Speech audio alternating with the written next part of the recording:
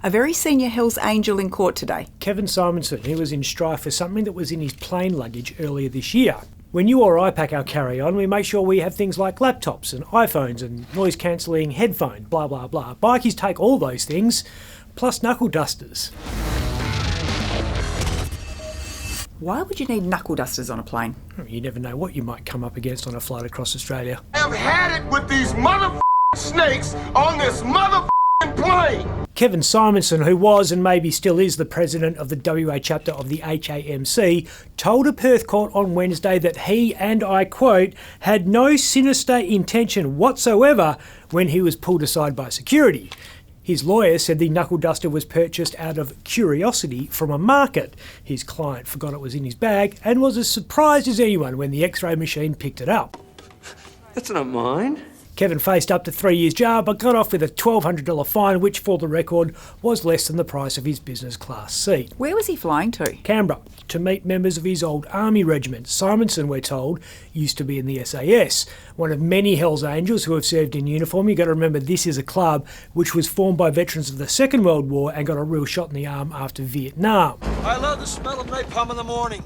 So do you believe his story about being curious about knuckledusters at a market? I reckon Kev's been curious about knuckledusters ever since this guy rammed a pair into his face repeatedly back in January 2022.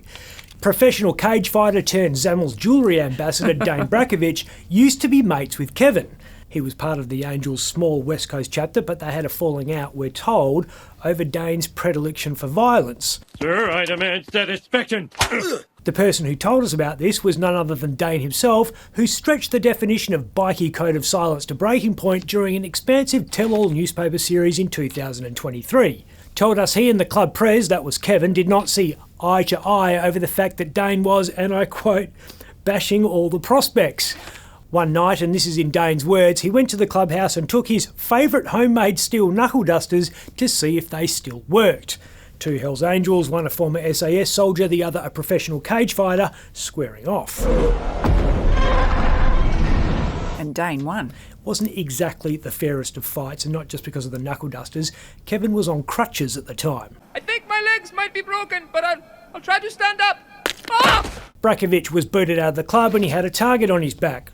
Took a while for someone to hit the bullseye. A year after the biffo with Kevin, Dayne was attacked outside a Ministry of Sound concert at Kings Park.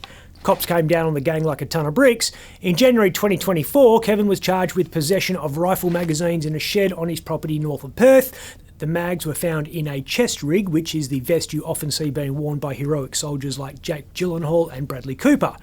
So far, nobody's been charged for the Kings Park attack, cause while Dayne doesn't care for the bikie code of silence, it seems others do. All right, zip it. I'm Ben Harvey.